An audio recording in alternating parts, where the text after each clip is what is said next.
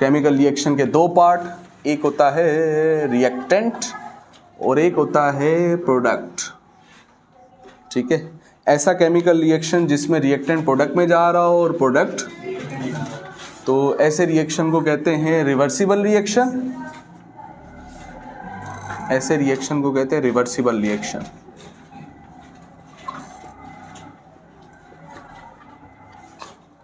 Reactant का product में convert होना ये कहलाता है कौन सा रिएक्शन? Forward reaction. ठीक है, और प्रोडक्ट का रिएक्टेंट में कन्वर्ट होना ये अमल कहलाता है बैकवर्ड रिएक्शन, या इसी का दूसरा नाम बताया था मैंने, रिवर्स रिएक्शन। समझ में आ रही बात? और जब फॉरवर्ड रिएक्शन और बैकवर्ड रिएक्शन की रफ्तार एक दूसरे के क्या हो जाती है? बराबर। Forward reaction RF rate of forward reaction बराबर हो जाए किसके? यानी जितने वक्त में रिएक्टेंट प्रोडक्ट में कन्वर्ट हो रहा है जितना, उतना ही प्रोडक्ट उस वक्त में किस में कन्वर्ट हो रहा हो, तो हम कहेंगे तवाजुन कायम हो गया है। इसी तवाजुन को तो प्यार से क्या कहते हैं? Chemical equilibrium. ठीक हो गया, सही है।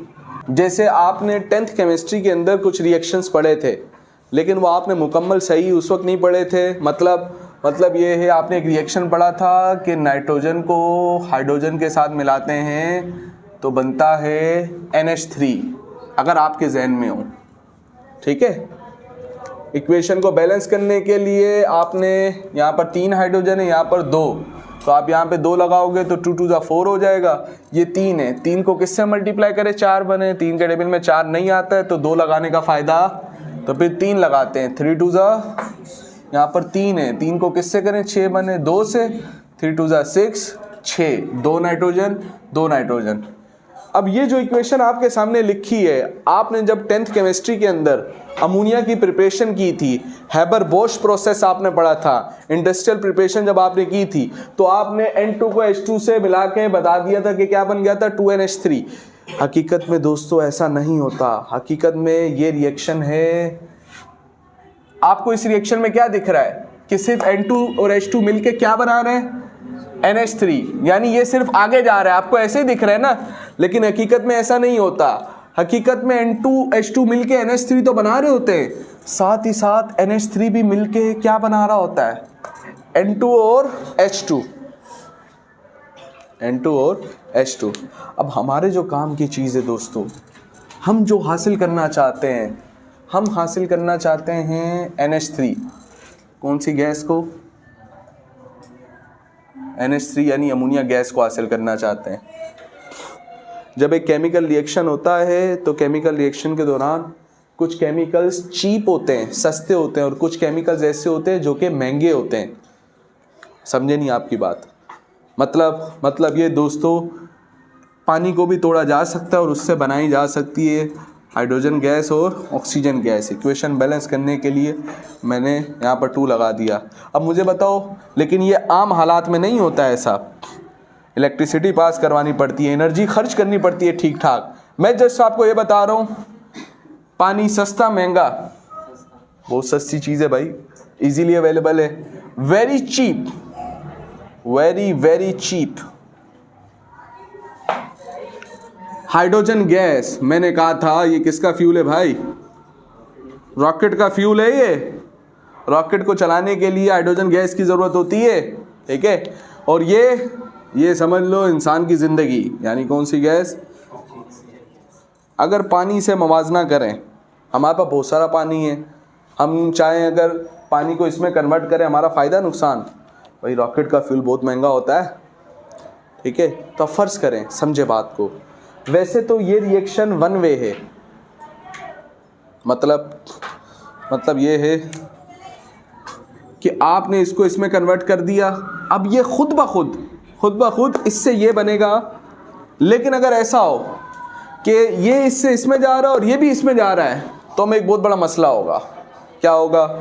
देखो, हम पानी तो लेके आए, ठीक है, सही है, हमने इलेक्ट्रिसिटी का खर्चा किया, पूरी इलेक्ट्रिक किट बनाई, वाटर से हमने पास करवाया, तो हमें मिला H2 मिला, O2 मिला, लेकिन और हम चाहते थे यही हमें मिले, लेकिन मसला ये हुआ दोस्तों, ये आपस में मिले और किस में कन्वर्ट हो गए? पानी में दोबारा। हमने इतनी मेहनत की क्या बनाने के लिए, फिर ये आपस में मिले, क्या बन गया? हमारा फ़ायदा हुआ, नुकसान हुआ? हमारा नुकसान हुआ सर। किस वजह से नुकसान हुआ? क्योंकि रिएक्टेंट प्रोडक्ट में जा रहा है, तो साथ ही मैं दोबारा रिपीट करता चलूँ, इस रिएक्शन में ऐसा नहीं है, लेकिन बहुत सारे रिएक्शन, जैसे ये मिसाल है, ऐसा होता है इसमें। अब अमोनिया आपके इस्तेमाल में इतना होता नहीं है, ठीक है, अमोनिया गैस जहरीली गैस है, आप तो नहीं उसको इस्तेमाल करोगे, ठीक है। बहुत सारी मेडिसिन के अंदर अमोनिया का इस्तेमाल होता है। अमोनिया गैस इस्तेमाल होती है नाइट्रिक एसिड बनाने के लिए, नाइट्रिक एसिड इस्तेमाल होता है खाद बनाने के लिए। खाद अगर आपकी सही होगी तो आपकी फसलें सही होंगी, फसलें सही होगी तो उससे लाजमी सी बात है काश्तकारी आगे बढ़ेगी, आपको फल मिलेंगे, फ्रूट्स मिलेंगे, ग़िज़ा मिलेगी, उससे हासिल होने वाले जो पौधे वगैरह होंगे वो जानवरों की ग़िज़ा बनेंगे। ये पूरा चक्कर है ना, पूरा साइकिल है। तो ये इतनी इंपॉर्टेंट चीज़ है, अगर ये हमें मिल जाए तो इससे हम इतनी सारी अहम चीज़ें बना सकते। बताओ हमारा फ़ायदा नुकसान? हमारा फ़ायदा। लेकिन एक मसला आ रहा है दोस्तों। क्या मसला है? मसला ये है सर, हम तो चाहते हैं कि ये इससे मिले ये बने, लेकिन साथ ही साथ ये इससे मिलके ये तो बना रहे, साथ ही NH3 किस में कन्वर्ट हो रहा है? N2। इससे हमारा नुकसान हो रहा है। हम चाह रहे हैं कि हमें ये ज़्यादा से ज़्यादा मिले।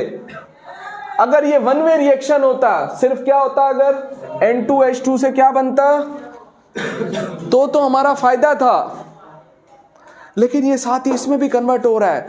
तो अब हमें कुछ ऐसी टेक्निक्स लगानी पड़ेंगी, बेशक ये इससे इसमें जा रहा है, हमें कुछ ऐसे ख़ास हालात रखने पड़ेंगे कि हमें ज़्यादा से ज़्यादा क्या मिले, प्रोडक्ट, कुछ ख़ास हालात। अब वो ख़ास हालात क्या हैं, इसके बारे में जिस साइंसदान ने बताया दोस्तों, एक असूल दिया, उस प्रिंसिपल को प्यार से कहते हैं ले चटलियर्स प्रिंसिपल।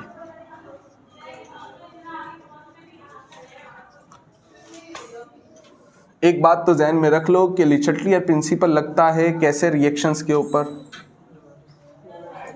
रिवर्सिबल रिएक्शंस के ऊपर, ठीक है, सही है। तो मैं कुछ सवालात आपसे पूछता हूं, देखते हैं आपके पास उसका जवाब है कि नहीं। रोज डेली हैवी वजन उठाना आसान काम है, मुश्किल काम है? मुश्किल काम है, ठीक है। मैं अगर आपको कहता हूं डेली का आप 60 किलोग्राम उठा के दौड़ा करें तो आपको बड़ी मुश्किल होगी। लेकिन क्या दुनिया के अंदर कोई भी अपनी कंधे पे 60 किलो उठा के चल नहीं सकता है? चल सकता है, बिल्कुल चल सकता है। भाई मजदूर वगैरह काम करते हैं कि नहीं करते, वज़न उठाते हैं कि नहीं उठाते? लेकिन एक वो बंदा जिसने कभी वज़न नहीं उठाया, एकदम उसके कंधे पे अगर वज़न डाल दिया जाएगा तो उसकी बॉडी इस दबाव को, इस प्रेशर को, इस हालात की तब्दीली को बर्दाश्त कर सकेगी। लेकिन थोड़ी देर के लिए सोचो, वो बंदा जो आज बड़ी आसानी से वज़न उठा के जा रहा है, उसने भी जब पहली दफ़ा उठाया होगा तो उसको भी मुश्किल हुई होगी। लेकिन आहिस्ता आहिस्ता जब वो ये काम बार बार करता गया तो उसकी बॉडी इस वज़न को उठाने के काबिल हो गई। उसकी बॉडी ने उस माहौल के हिसाब से अपने आप को ढाल लिया। ऐसा ही है। एक और बात, एक और मिसाल देखते हैं। एक बंदा है, डेली का 800 मीटर दौड़ता है। डेली का सुबह कितनी वर्जिश करता है जी? 800 मीटर की वर्जिश करता है। अब 800 मीटर एक ठीक ठाक फासला है, भाग के ट्रैवल करना है, आना है। एक बंदा बहुत भारी है, फैटी है, बहुत हैवी है। अपनी बात नहीं कर रहा हूँ मैं, किसी और की बात कर रहा हूँ, मैं तो इतना हैवी नहीं हूँ। तो अगर वो दौड़ना स्टार्ट करे और पहला दिन 800 मीटर दौड़ने की कोशिश करे, हो सकता है किधर रास्ते में गिर जाए। ऐसा होगा ना भैया, भागते रहे तो आप क्या क़यामत तक भागते रहेंगे?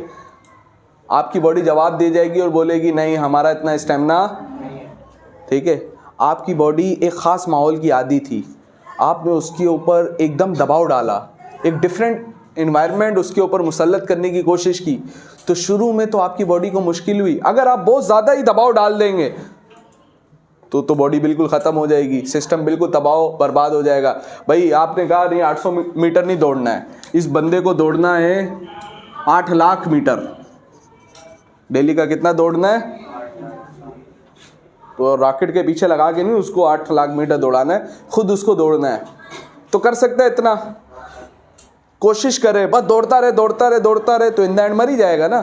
नहीं सर वो प्यास नहीं, फिर भी दौड़ रहा है, खत्म, इन द एंड तो दी एंड हो जाएगा ना भाई, और कुछ भी नहीं करना है, यही करना है। तो जब एक हद से ज़्यादा लोड या दबाव किसी भी बॉडी के ऊपर, सिस्टम के ऊपर डलेगा, तो वो उस लोड को बर्दाश्त कर सकेगी। लेकिन अब अगर इतना दौड़ना है, डायरेक्ट नहीं, आहिस्ता आहिस्ता, शुरू में दौड़ना शुरू किया 50 मीटर, फिर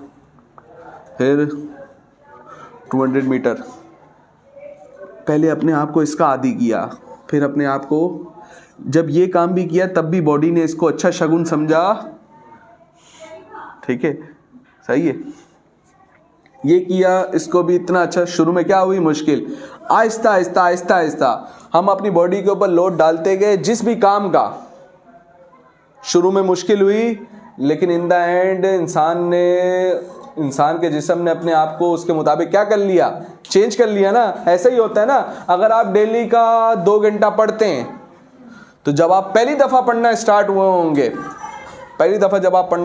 होंगे, तो पहली दफ़ा आपको बहुत मुश्किल हुई होगी, एकदम पढ़ने की कोशिश किया, मोबाइल यार ये मैसेज बज रहे हैं, अब मेरा दिल हो रहा है मैं बाहर खेलने के लिए जाऊँ, खिची पार्टी करने के लिए जाऊँ, फलाना ढिमकाना, XYZ, बहुत सारे काम, ठीक है। लेकिन अगर आप बार बार आपने बोला नहीं आज मेरी कमिटमेंट है, आज मैं सिर्फ पढ़ाई पे फोकस करूँगा, ऐसा आपने एक दफ़ा किया, फिर अगले दिन दूसरी दफ़ा किया, फिर अगले दिन, मुश्किल हो रही है भाई।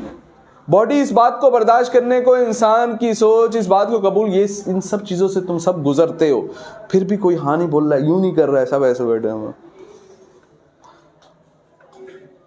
तो इन सब चीज़ों को, ये जो दबाव पड़ रहा है, ये जो लोड पड़ रहा है, बॉडी फिलहाल इसको एक्सेप्ट करने को तैयार। लेकिन अगर आप इसी तरीके से एक दिन आपने बर्दाश्त किया, दूसरे दिन, तीसरे दिन, हम गौर करेंगे, आप करके देख लो, एक वक्त आएगा इंसान की बॉडी उस माहौल को क्या कर लेगी, अडॉप्ट कर लेगी। जो तब्दीली आपने इस बॉडी के ऊपर, इस सिस्टम के ऊपर इम्पोज की, इंसान की बॉडी भी उसको खुशी खुशी इख्तियार कर लेगी। लेकिन ये खुशी खुशी पहला दिन होगा नहीं, आहिस्ता आहिस्ता। यानी अगर आपने सिस्टम के ऊपर डिस्टर्बेंस पैदा की, समझ लो खत्म, लिचटियर प्रिंसिपल खत्म। सुन लो, अगर आपने बॉडी के ऊपर क्या पैदा की, डिस्टर्बेंस पैदा की, तो शुरू में बॉडी उस डिस्टर्बेंस के खिलाफ बहुत क्या करेगी, मुजाहिमत, बार बार मोबाइल की तरफ हाथ जा रहा होगा, बार बार मोबाइल की तरफ हाथ जा रहा होगा। यानी सिस्टम क्या करेगा, अपने ऊपर होने वाली इस तब्दीली की मुखालफत। लेकिन आहिस्ता आहिस्ता सिस्टम अपने आप को उस तब्दीली का क्या कर लेगा, आदी कर लेगा। क्या कर लेगा, आदी कर लेगा। मतलब ये है दोस्तों कि फ़र्ज़ करें आपके पास एक रिवर्सिबल रिएक्शन है, जिसमें रिएक्टेंट जैसी चीज़ प्रोडक्ट में भी कन्वर्ट हो रही है, प्रोडक्ट जैसी चीज़ रिएक्टेंट में भी कन्वर्ट हो रही है। फॉर एग्जांपल दोस्तों, यहाँ पर 3 चीज़ें, इधर A है, इधर B है और C है। इधर 2 चीज़ें हैं, A, B और C, ये 3 मिलते हैं और ये 2 चीज़ें बनाते हैं D और E। समझना बात को, ठीक है। और ये रिवर्सिबल रिएक्शन पे क्या कायम हुआ है, ये किस में कायम हुआ है, क्या कायम हो चुका है, केमिकल इक्विलिब्रियम, जिसका दूसरा मतलब रेट ऑफ फॉरवर्ड रिएक्शन किसके बराबर। अब मैं इसकी डिटेल में नहीं जा रहा हूँ, ये लास्ट क्लास में मैं डिटेल में एक्सप्लेन कर चुका हूँ, ठीक है। मतलब ये हो सकता है दोस्तों, यहाँ पर ये रिएक्टेंट जैसी चीज़ है ना भाई, ये रिएक्टेंट जैसी चीज़ है, समझना है बात को, और ये प्रोडक्ट जैसी चीज़ है। क्या ख्याल है, ऐसे ही है।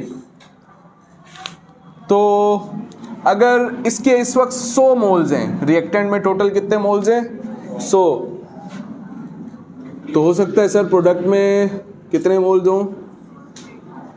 फर्ज कर लिया रिएक्टेंट में 100 मोल्स हैं, प्रोडक्ट में, और क्या कायम हुआ है, मतलब ये है कि जितने मोल यहाँ, केमिकल इक्विलिब्रियम का मतलब रेट ऑफ फॉरवर्ड रिएक्शन किसके बराबर, रेट ऑफ, यानी जितने मोल यहाँ से यहाँ जा रहे हैं उतने ही मोल यहाँ से, समझ में आ रही बात, अगर यहाँ से 15 मोल्स यहाँ पर जा रहे हैं, 100 में से 15 मोल्स किसकी तरफ जा रहे हैं, प्रोडक्ट की तरफ, तो प्रोडक्ट देख रहा है भाई, प्रोडक्ट के पास भी तो रिएक्शन है। कौन सा रिएक्शन? ये रिएक्शन आगे भी बढ़ रहा है ना, दूसरी तरफ भी जा रहा है, तो ये प्रोडक्ट के मोल्स भी आपस में मिलके किस में कन्वर्ट हो रहे होंगे? तो अगर ये यहां से 15 मोल आगे फेंक रहा है तो ये भी यहां से 15 मोल इधर फेंकेगा। इसलिए तो क्या कायम हुआ है? इक्विलिब्रियम मतलब तवाजुन। ये क़यामत तक 15 मोल इधर से इधर फेंकता रहो और ये 15 मोल इधर से इधर, 15 मोल इधर से इधर, तो जितनी इसकी क्वांटिटी है ये जितनी है उतनी रहेगी, और ये भी जितनी है। समझ रहे हो नहीं समझ रहे हो कि अगर इस 100 में से 15 जाएगा ये 85 बना, आप बोला कम तो हो गई, लेकिन उस जैसे ये 15 इधर गया तो दूसरे का 15 इसके पास, 85 प्लस 15। बिल्कुल इसी तरीके से इसका 15 जब इसके पास आया, 60 प्लस 15 75, लेकिन 15 ये दे भी तो रहा है सर, 75 माइनस 15। यानी दोस्तों जब केमिकल इक्विलिब्रियम कायम हो जाएगा तो रिएक्टेंट की जो कंसंट्रेशन कुछ भी हो सकती है, 100 200 1000 कुछ भी हो सकती है, प्रोडक्ट की भी कुछ भी कंसंट्रेशन हो सकती है, लाख 2 लाख कुछ भी, लेकिन जब केमिकल इक्विलिब्रियम कायम हो जाएगा तो ना रिएक्टेंट की कंसंट्रेशन चेंज होगी, ठीक है, रिएक्शन स्मूथली चल रहा है। जी सर, केमिकल इक्विलिब्रियम कायम है, रिएक्टेंट प्रोडक्ट में जितना जा रहा है प्रोडक्ट भी उतना ही रिएक्टेंट में आ रहा है, रिएक्शन बहुत आसानी से चल रहा है। इसी दौरान जिंदगी बहुत आसानी से चल रही थी, इसी दौरान हमने इस केमिकल रिएक्शन को डिस्टर्ब किया। अब कैसे डिस्टर्ब किया? देखो हो क्या रहा है, ए बी और सी मिलके किस में जा रहे हैं? डी और ई में जा रहे हैं, ठीक है। अब हमने क्या किया, ए बी और सी यहाँ पर पड़ा हुआ था ऑलरेडी, हमने बहुत सारा ए बी और सी और यहाँ पर डाल दिया, ठीक है। तो पहले इसके 15 मोल जा रहे थे भाई, ए बी और सी मिलके ही तो ये बना रहे थे ना। अब हमने और इसको डाल दिया, इसको डाला, इसको नहीं चेंज किया अभी। ये अभी भी कितने फेंक रहा है? 15। ये भी 15 फेंक रहा था और ये भी, समझना है बात को, हमने और डाल दिया काफ़ी। अब ये 15 जो इजाफी हमने डाला है इसके भी 15 आ रहे हैं, और पहले से जो 15 चल रहा था वो भी आ रहे हैं। अब टोटल ये कितने मोल फेंक रहा है? 30 मोल्स फेंक रहा है। अच्छा, जब जैसे आपने इसको बढ़ाया, इसको चेंज किया, समझ रहे हो नहीं समझ रहे हो, इसको चेंज नहीं किया, 15 और 15 ये कितने फेंक रहा है? 30, और ये अभी भी कितने फेंक रहा है? 15। तो अब क्या डिस्टर्ब हो, क्या इक्विलिब्रियम है? नहीं है सर, इक्विलिब्रियम तो तब था जब रेट ऑफ फॉरवर्ड रिएक्शन किसके बराबर था। लेकिन आपने ये किया कि रिएक्टेंट जितना था आपने उसके अंदर इजाफी रिएक्टेंट और क्या कर दिया? मिला दिया। तो अब ये ज्यादा आपस में मिले, ज्यादा किस में कन्वर्ट हुए? तो कौन से रिएक्शन की रफ्तार बढ़ गई? फॉरवर्ड रिएक्शन की रफ्तार किससे बढ़ गई? मुझसे, बैकवर्ड रिएक्शन से। पहले क्या थी? बराबर थी, लेकिन जैसे ही आपने कंसंट्रेशन बढ़ाई किसकी?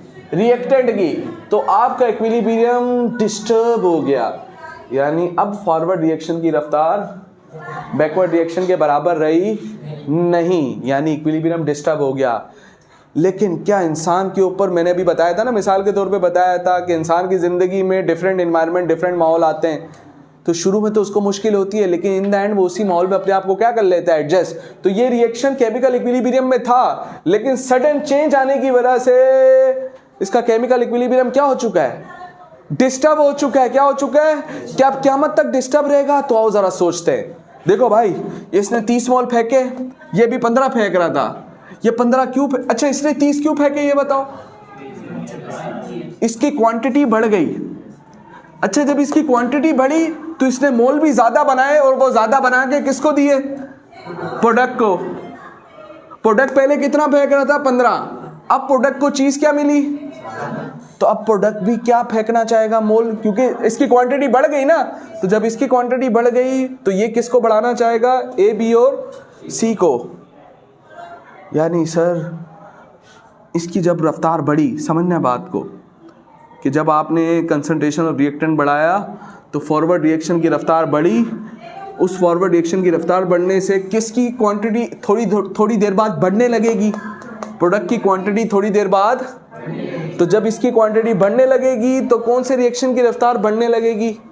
बैकवर्ड रिएक्शन की रफ्तार।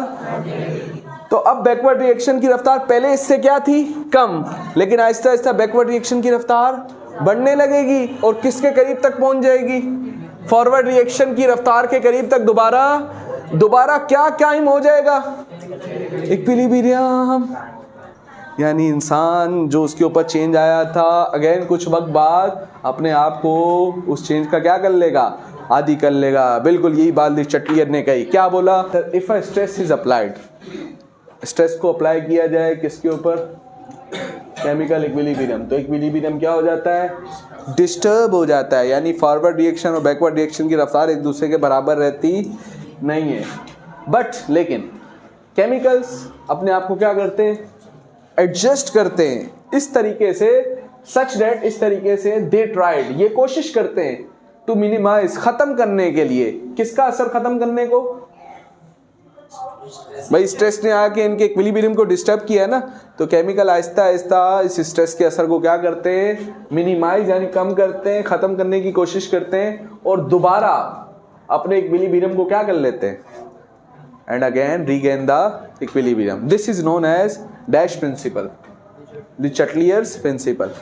समझ में आ रही है बात? ठीक है। स्ट्रेस के बारे में आज सोच सकते हो। स्ट्रेस का मतलब डेली लाइफ में स्ट्रेस का मतलब दबाव, परेशानी। यहाँ पर केमिस्ट्री की ज़बान में ये वो परेशानी नहीं, केमिकल्स को परेशानी नहीं होती, परेशानी जानदार चीज़ों को होती है। सही है। यहाँ पर स्ट्रेस का मतलब है आपने रिएक्टेंट की कंसंट्रेशन को क्या कर दिया? चेंज, या प्रोडक्ट की कंसंट्रेशन को, यानी आपने रिएक्शन को डिस्टर्ब कर दिया। जैसे इंसान परेशान होता है तो वो डिस्टर्ब होता है, खुश होता है, डिस्टर्ब होता है। बिल्कुल इसी तरीके से रिएक्टेंट की कंसंट्रेशन या प्रोडक्ट की कंसंट्रेशन चेंज होने से ये रिएक्शन क्या हो जाता है? तो डिस्टर्ब हो जाता है। तो ये एक किस्म का क्या हुआ? स्ट्रेस।